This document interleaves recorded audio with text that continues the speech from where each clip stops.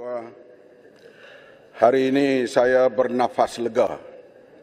Setelah lama berada dalam parlimen, inilah berasa kelegaan jiwa apabila parlimen bersetuju di bawah Perdana Menteri BRA ini untuk meminda Akta Lompat Parti. Jiwa kita kacau dan sakit jiwa begitu lama. Tak kira di pihak mana yang lompat. Bukan bila pihak sana lompat kita gembira, pihak sini lompat sana pula gembira. Memang lompat ini boleh merubahkan kerajaan. Tahun 61, kerajaan PAS yang majoritinya sedikit bila lompat beberapa orang bertukar kerajaan. Tetapi di Kelantan bila Nordin Saleh lompat tidak bertukar kerajaan kerana majoritinya besar. Di Perak, berapa kali tukar kerajaan kerana lompat parti. Dan yang lompat juga daripada kami, termasuk parti yang hebat di AP pun ada lompat. Jadi lompat-melompat ni sudah jadi perkara biasa dalam politik Malaysia. Cuma paling berat sekali bila berlaku lompat itu berubah kerajaan federal.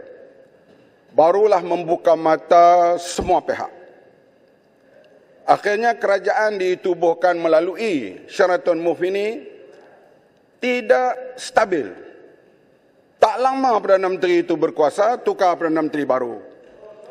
Sekarang kalau kami mau, Perdana Menteri ini pun boleh ditukar. If we want. Tapi kami tak mau. Kami dah buat perjanjian MOU. Jadilah Perdana Menteri, buatlah kebaikan untuk rakyat sehingga pilihan raya akan datang. Bagaimana sikap terbuka di pihak kami? Kalau kami mau, dengan majoriti yang sedikit ada di pihak sana, kita boleh offer beberapa jawatan kepada mereka, datang pula sebelah sini. Menteri pula lah aku. Tetapi kita bukan jenis itu. Bagi kita, bila kita tanda tangan MOU, maka kita ikut dan kita harap Perdana Menteri juga setakat ini, Alhamdulillah, kita lihat setia dengan MOU ini.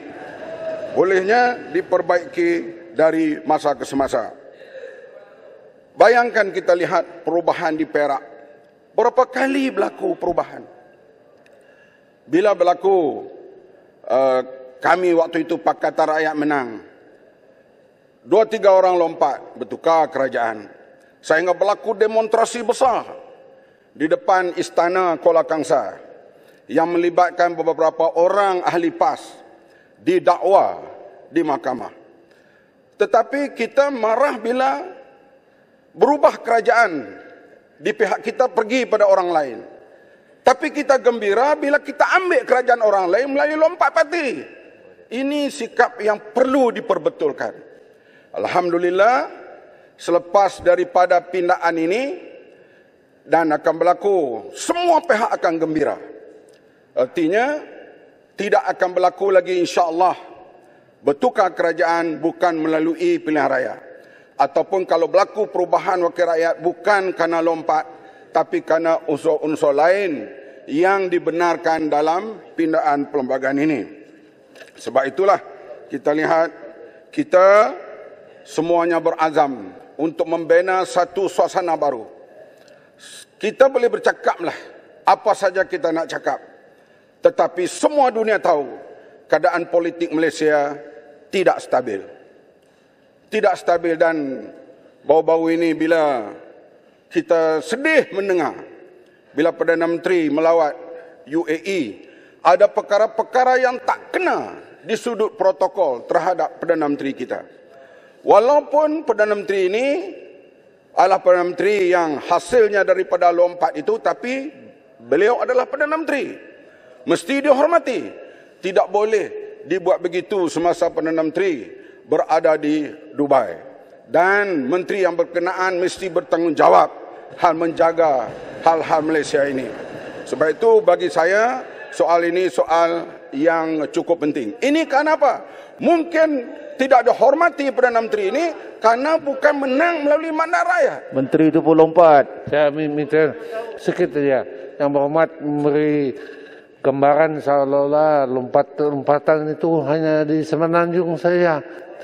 Tak sentuh Sabah.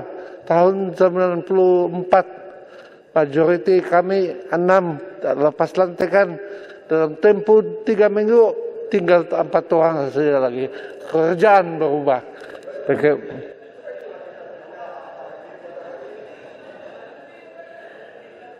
Sebab itulah dipindah Atta ini pada hari ini supaya ia tidak berlaku lagi pada masa akan datang. Sekarang kalau kita blame, belah kami blame belah sana blame belah sini. Sebab melompat itu berlaku kedua-dua pihak. Oleh itu nak memberhentikan ini semua, inilah satu Malaysia baru. Keluarga Malaysia baru yang dikemukakan ini. Jangan bimbang, imej Malaysia akan kembali pulih selepas ini. Rakyat akan kembali percaya kepada sistem parliamentary demokrasi.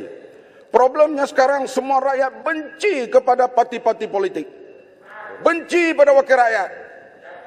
Dan ini yang kita lihat berlaku, mereka enggan keluar mengundi.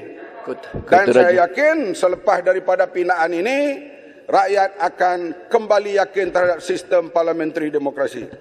Seperti kata Padang Rengas tadi, kita hormat hak individu. Tapi hak rakyat, saya diundi oleh 90,000 pengundi. Kalau saya lompat, saya hak asasi saya. 90,000 orang yang mengundi saya itu, saya nak letak di mana hak mereka? Inilah yang paling penting. Sebab itulah siapapun, mahkamah apa kena pertimbang hal ini. Kota Raja. Hak rakyat, ya siapa? Kota Raja, Kuala Selangor Kota Raja. Hebat hari ini Kota Raja menjadi malaikat sungguh hari ini. Kota Raja, di samping apa pun yang telah disebut oleh ramai pihak, termasuk Menteri Kota Raja sendiri, Paul Dickson dan Seremban dan sebagainya, semuanya. Kota Raja bersediakah untuk melihat, melangkaui daripada apa yang merupakan kekangan terhadap individu-individu yang melompat atas apapun sebab. Antara perkara yang tidak disebut-sebut lagi saya kira adalah bagaimana seseorang itu disogok.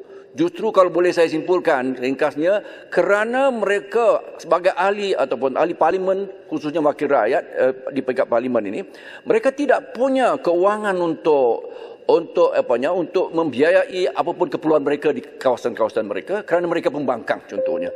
Sudah sampai waktunya reform, institutional reform untuk memastikan fair allocation kepada semua itu menjadi satu amalan demokrasi di negara ini supaya tidak ada yang lompat kerana kemiskinan ataupun kerana ketidakcukupan dananya. Bagaimana? Saya setuju. Sebab itulah ini kuncinya, rasuah. Kita bersetuju dengan Kuala Selangor. Sebab itulah MOU ini dibincang hal-hal seperti itu supaya wakil rakyat yang dipilih oleh rakyat itu mereka juga ada hak untuk membantu rakyat di kawasan mereka dengan menggunakan wang kerajaan dan sudah tentulah wang mereka sendiri dan wang kerajaan. Ini sedang berjalan dan kita minta dapat diperbaiki lagi dari masa ke semasa. Sekian, terima kasih. Terima kasih.